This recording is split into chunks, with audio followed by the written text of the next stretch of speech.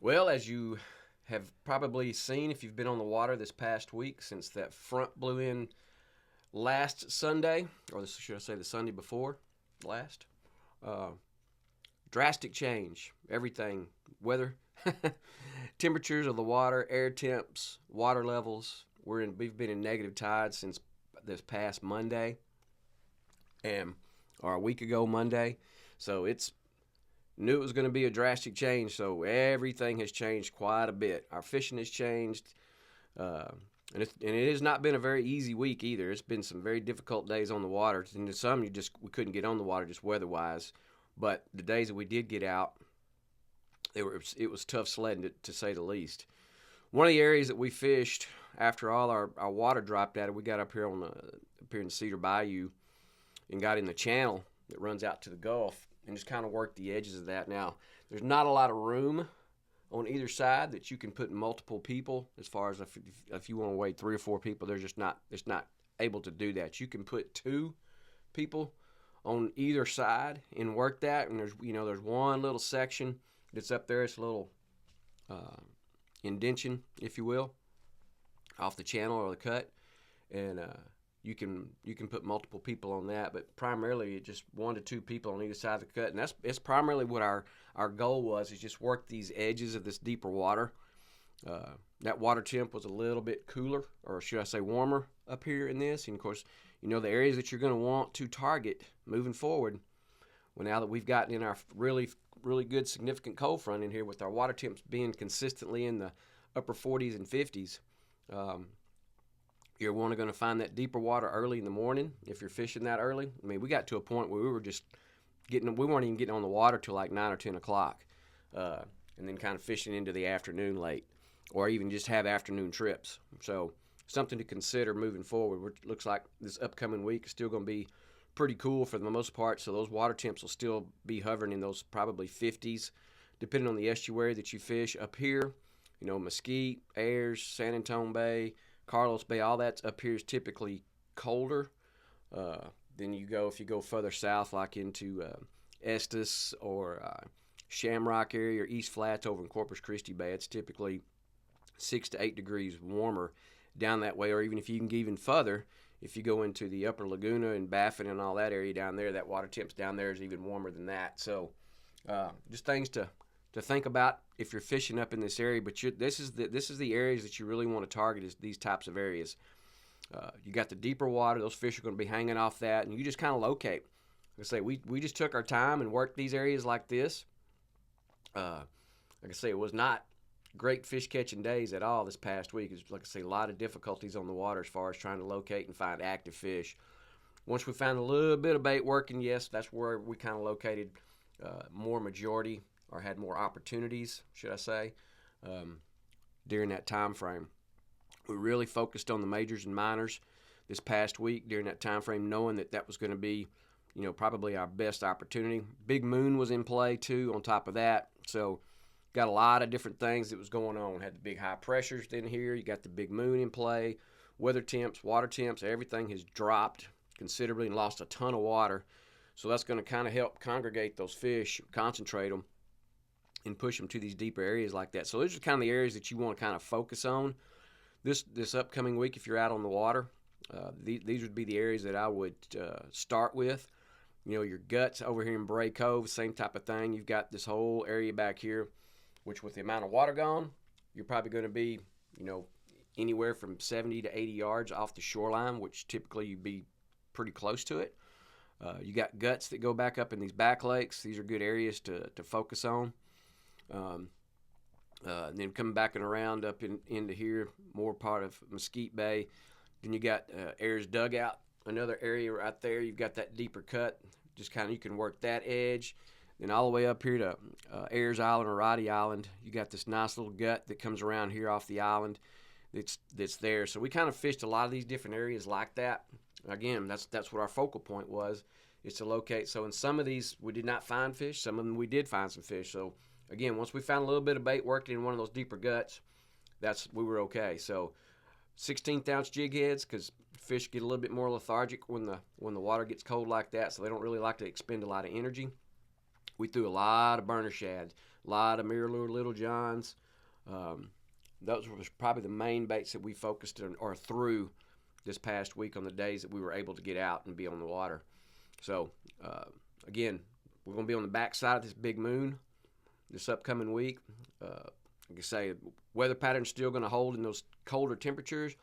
So allow those areas like this to be your focal point and try to work on that to find and locate your fish. All right, up here on Long Reef Bend, back lake mouths, main things that we focused on, because if you fish the bar that's out there, there wasn't a whole lot of water that was on the backside of that bar going up to the shoreline. So we really focused, again, just like the last video, we focused on the deeper guts and working those. All the way up here into Sherman's, you've got a nice little gut that runs into the back lake here. Man, there wasn't hardly any water standing in the back of that lake. And, of course, you got the other end of it. You can fish the mouth of it, which can be good. But, again, you got to pick kind of the right day. I say the day that we fished this up here was pretty difficult as well. And then, of course, we worked down into all the way down here into Spalding. All these areas back here, I like to hit those guts that are in there. I've talked about those several times before when you lose a lot of water. And, of course, what comes into play, you've got the two little houses out there that are floaters. You've got that big area that's out here. It's got a lot of clump shell, and you got mud and grass. It's all in there. So that becomes into play. It becomes very weightable. You can throw a lot of different things in there. But, again, we kept two smaller baits. The mirror lure little johns, the burner shads. We threw a little bit of knock and tail, a lot of jerk bait, rat tail style stuff, just to get our opportunities. I think even the Corkies, the original, threw that a little bit as well. Tried some top water. Not much results on any of those baits. It was just a tough week on the water because of the changes. But the fish that we did find, which we did find a few that were out there on the flat, but again, just like in the last we found some in these guts. And you have several guts that are up and down the shoreline from Paul's Mott area all the way down into Spalding Bight area. You got plenty of back lakes that drop out, and those all got little guts that's in there. And that was our focal point. That's where we worked. If we didn't find fish in one of those, and we'd spend probably an hour and a half in there just trying to work it and see if there was anything we could find. And then if nothing, we'd move on to the next one and work it in the same scenario. Just work down the edges, try to get into it as much as you can. I think we even pulled out a couple of flounder on one of those that were in there. So that was a nice little surprise for that. But it makes sense for that to take place. Again, if you fished these guts before, you got all different kinds of structure. You got good mud. You've got clump shell that's in there. You got everything that those fish want. And when you find one of those that's got some bait that's working in there, you just be patient with it, because it can get very good at some point in time for you. Again, the majors and minors were a key focal point. We tried to make sure that we were on one of those guts and having everything as much as we could stacked in our favor to consistently catch fish. But again, having a tough week, that's just part of the game this time of year. But we gave ourselves chances, and that's what we want. And we come back over here to the other side, on the back side of Dunham, on this deeper gut, this old ICW that comes around there. Of course, that big shell bar that sticks out of the water right in here, it was really stuck out of the water.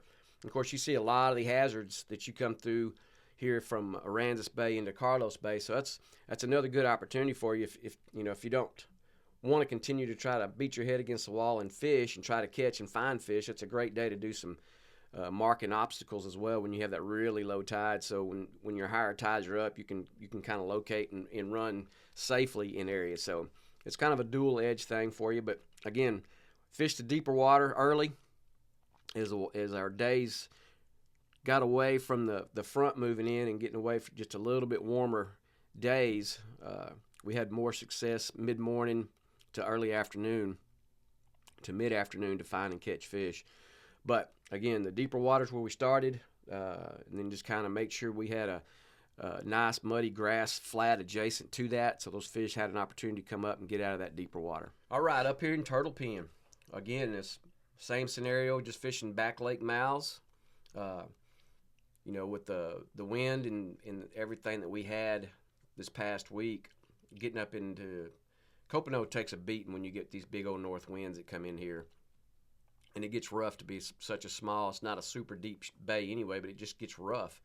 So it was, it's a short run from Copano Bay Bridge, but you got to really want to get back in there, because you can take a little bit of a tail whipping and get back to it, because you're running right into the teeth of the wind. So, but once you get back up in here, you got protection from it. So that's the payoff for doing a little work getting there to it, depending on what kind of boat you have. But you've got, again, the back lake mouths were the key for us to try to find and locate some fish on a very consistent basis. Not a lot, like I say. We spent several hours up here and just didn't have many opportunities to catch fish. The ones that we got, they were few and far between. So this is where the patience game comes in, throwing your artificial and not giving up on it. These are great learning days. Anybody can catch on a day where you can catch 50 to 100 fish. It's fun, but sometimes you don't get a whole lot of learning from it, or get some wisdom from it. When these tougher days are like this and these conditions, this is where you get a lot of knowledge, because you're putting yourself in a tough, difficult situation, and you got to locate and you got to figure stuff out. So I appreciate these types of weeks like that, but once you get it going, it just gives you that confidence continually that you can do things on the tough days. So that's the great thing about a tough week or a tough day of fishing. You get a lot of knowledge from that. So we just, again, focused on the back lake mouths. Obviously you're a little further out from the shoreline with the amount of water that we had lost data. We've been on negative tides for a few days now. So that changes your game. It changes how you run, where you're going to be, and what your target is. So we just worked around these. When we get back in here, again, these are nice back lake mouths that are in here, and they've got nice little guts, a lot of mud back in here. And I've said in the past that these babies back in here get really muddy, so you have to kind of be careful when you work these. But with the amount of water gone, that makes this whole area back here very wadeable. Again, we were probably 60, 70 yards off the shoreline, getting in deep enough water to work it. And then just kind of worked the whole back shoreline all the way until we got up into here to the gut on this backside as you head toward Copano Creek. And there wasn't hardly any water back in there either. But there were a few fish that were hanging in that deeper water off this edge. You got a nice little flat off to the left of that if you're moving back in it. And just worked on either side of it. Again, throwing smaller baits. Nothing, there was no secret about this, man. Just 16th ounce jig heads, slow rolling some stuff. We put some paddle tails on. Marker 54 has a new paddle tail out that did pretty good for us, a 4-inch bait. So we threw that in there again through the down south burner shad, and just pretty much stuck with the burner shad in your darker colors. Mainly the color we were throwing is Big Papa Pearl and Twisted Tea. Those two flavors I remember sticking out this past week that consistently caught fish for us for variety of reasons. Number one, the size and the profile of it, and then of course the water clarity of it was more churned up because it's just been beat up. So they were darker profile, so we were throwing that in there and just kind of working that. Again, nothing fast, man. It was just nice, easy. Take your time with it. I mean, not moving very hardly much at all. Just covering water. So that's just the thing about this time of year. There's going to be tough days. It's going to be out there, but again, it's a great learning day that you can take away from it. And again, if you got some hazards that are up in these areas as well, you can map those on your GPS, and it helps you out later on when you got more water and you're not sure about where you can and can't run.